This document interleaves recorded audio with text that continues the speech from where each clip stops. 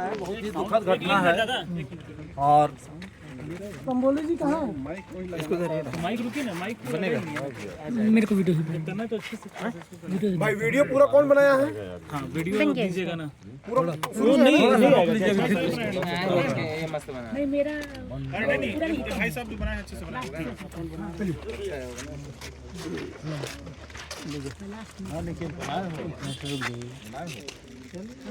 हो गया भैया, सफाई लगा लेने दो। आदित्य भैया आदित्य भैया कहाँ है? ला रहा है क्या? बताइए। भैया माइक लगा के अच्छे से ले लीजिए लगा दिए। और फिर कमल भैया का भी जो एक बाइट लेंगे ना तो एकदम पॉइंट टू पॉइंट अपन, बाकी सब माइक आ गया लगा दीजिए।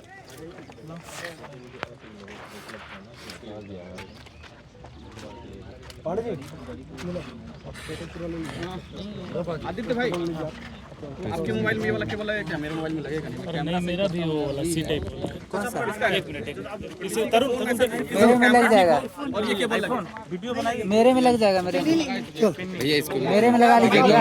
ये है ना इधर है बोया का, एक साउंड चेक करेंगे ना। ऊपर लगाइए। मोबाइल चाहिए, मेरे मोबाइल में केबल नहीं लगता, ये केबल लग जाए। चेक करिए, मोबाइल में कर देना। हो गया, ठीक है। अरे टूट गया। भाई ये लॉक है क्या? जी है, खोल दीजिए। इधर माइक कैमरा वाले पकड़ लीजिए। मैं अब क्या बस एक बार चालू हो जाए तो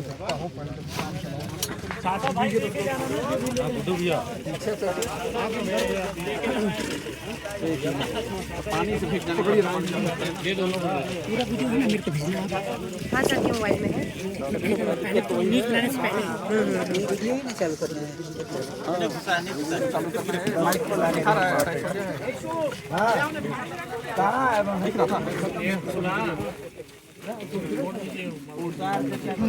चलिए मोदा शुरू हो जाए, बोलिए। भैया खोलिए ना डिक्की। भाई शुरू करवाएं के है कोई है भैया? लो ना, चालू करो। सुमित शुरू करो। कैमरा चालू करो, कैमरा चालू करो। कैसे गरीबों और पत्रकारों के ऊपर बुलडोजर चलता है। यहाँ पे माफियाओं के ऊपर और कहा जाए तो रईसों के ऊपर बुलडोजर नहीं चलता है। जिस तरह यूपी में भी बीजेपी की शासन है, लेकिन यूपी में माफियाओं के ऊपर बुलडोजर चलता है, लेकिन छत्तीसगढ़ में बीजेपी के सरकार में यहाँ पर पत्रकारों के ऊपर बुलडोजर चलता है। अब यहाँ पे हमारे साथ वरिष्ठ पत्रकार कमल शुक्ला जी हैं, इनसे बात करेंगे और ये बस्तर से चलकर यहाँ पर आए हैं और इनसे जानने का प्रयास करेंगे कि आखिर छत्तीसगढ़ में इस तरीके से बुलडोजर क्यों चल रहा है। तो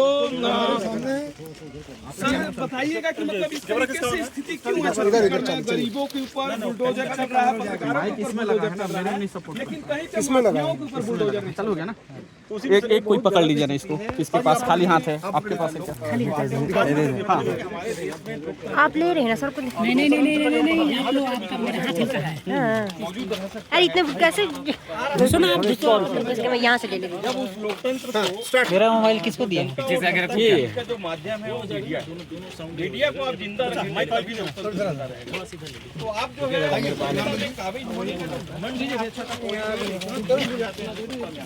हमारे साथ श्री एन पांडे जी और सदानंद जी यहाँ पर उपस्थित हैं। मैं चाहूँगी धरना स्थल पे आप लोगों ने क्या देखा और क्या महसूस किया? धरना स्थल पर तो अभी हम आप सब मौजूद हैं और दिख रहा है कि एक पत्रकार के जो संस्थान पर बुलडोजर से जो मलबा बना दिया गया है, ये दमनकारी नीति जो अभी की सरकार या डबल इंजन की सरकार चला रही है, वो पहली बार अंबिकापुर में देखने को मिला। किसी पत्रकार द्वारा सत्य बात उठाने के कारण उसके आशियाना को उजाड़ दिया गया, और वो भी वैसी स्थिति में, उस परिस्थिति में जिस समय उनके पिता की मृत्यु हुई थी, हाथ में लोटा छुरी पहने हुए और कफन का जो कपड़ा होता है उसे पहने थे। वैसी स्थिति में यहाँ पर देखते, आप उस दिन भी मैं आया था तो पुलिस की छावनी यहाँ थी। लगता था बहुत बड़े आतंकवादी के यहाँ कोई छापा पड़ा हो या कार्रवाई हो रहा हो, कोई आतंकवादी का ठिकाना हो, और उस ठिकाने पर पूरा प्रशासन जो है, प्रशासनिक महकमा, चाहे नगर निगम हो, पुलिस प्रशासन हो या राजस्व प्रशासन हो, सभी लोग यहाँ अड़े हुए थे, डटे हुए थे। तो ये समझ में नहीं आया कि कितने बड़े आतंकवादी, किस आतंकवादी को आप पकड़ने आए थे। एक सिंपल पत्रकार वो होता है जो 4 स्तंभ अपने लोकतंत्र में होते हैं। चारों स्तंभ का पत्रकार एक महत्वपूर्ण स्तंभ होता है, जिसका काम लड़ाई झगड़ा करना नहीं होता। वो समाज का और सभी जो तीनों स्तंभ हैं उनका आईना होता है। तो ये पत्रकार जो है घटती घटना के अविनाश सिंह ने दर्पण दिखाया कि सरकार के किसी मंत्री को कि मंत्री महोदय आपके चेहरे में दाग है। उन्होंने बुलडोजर लाके उस आईना को ही तोड़ दिया, उस दर्पण को ही तोड़ दिया, जबकि उनको करना क्या था, अपना चेहरा साफ करना था। हमारा कहना ठीक है, आपने तोड़ दिया। ये विदेश पूर्ण कार्रवाई सिर्फ हम नहीं, पूरी जनता देख रही है, पूरी देश की सरकार समझ रही है, आपकी डबल इंजन की सरकार भी समझ रही है कि एक अदना सा पत्रकार, बाकी के नज़र में अदना सा पत्रकार, मैं इसलिए बोल रहा हूँ कि एक पत्रकार था, लेकिन आपकी हृदय की धड़कन बढ़ गई, आपका कलेजा इतना भयभीत हो गया कि आपने इसके ऊपर बुलडोजर चलवा दिया। ये बुलडोजर की राजनीति कब तक चलेगी? और दूसरी तरफ आप अपने आप को बोलते हो विघटनकारी शक्ति। आप हमेशा विघटनकारी, समाज का काम है। देखिए, समाज सभी से मिल के बनता है। हमारा देश एक समाज है, सरकार है। हम किसी पार्टी विशेष पर अभी नहीं बोलना चाह रहे हैं कि किस पार्टी का क्या उद्देश्य है और क्या चाहता है, लेकिन विघटनकारी शक्तियों से सभी को सावधान होना चाहिए। आज सभी लोग ये पूछते हैं, हमारे जैसे हम सनातनी लोग हैं, हम लोग क्या मानते हैं? आप नाम की राजनीति करते हो। हमारे देश में या हमारे राज्य में विष्णु जी बैठे हुए हैं, लक्ष्मी जी बैठी हुई हैं, राम जी बैठे हुए हैं, श्याम जी बैठे हुए हैं। इसके बाद क्या राम और श्याम ये बाबर और औरंगजेब जैसा विघटनकारी शक्ति का जैसा काम कर रहे हैं?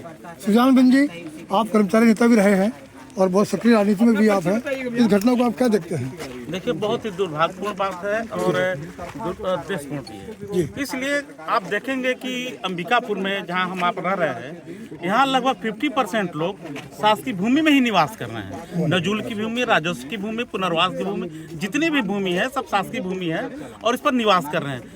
मैं कह रहा हूँ कि देखिए, एक मानवता भी होती है। आज उनके यहाँ जो दुखद घटना घटी, पिताजी पितृशोक है उन पर, और 4 दिन हुए नहीं, आप ब्रह्म मुहूर्त में ले आकर के बुलडोजर चला दिए। समय भी आपने नहीं दिया कि हाँ भाई थोड़ा सा आप अपना सामान वामान भी हटा लीजिए। तो मेरा तो शासन प्रशासन से अनुरोध है कि इस प्रकार से पत्रकारों के यदि आप दबाएंगे।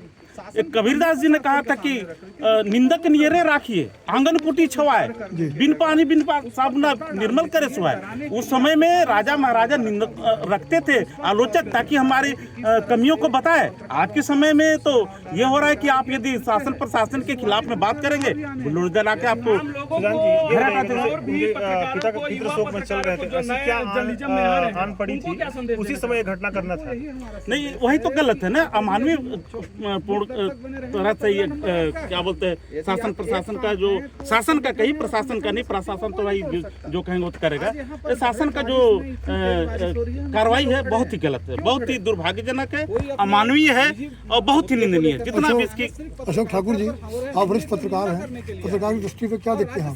देखिए, किसी शायर ने कहा है, कलम के साथ न कर अहले हवस बदकारी, देख मातम बनी जाती है तेरी पत्रकारी। हमने कभी कलम के साथ अहले हवस बदकारी नहीं किया,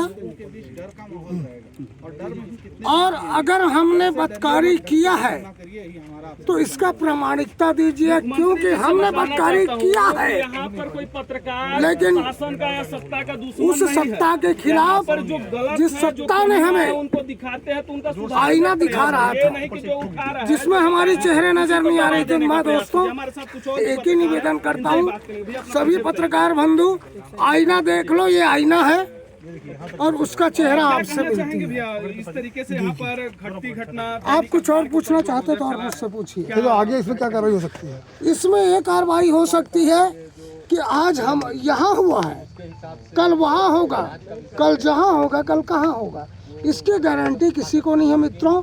और किसी भी कलमकार के साथ ये अहले हवस बदकारी हो सकती है।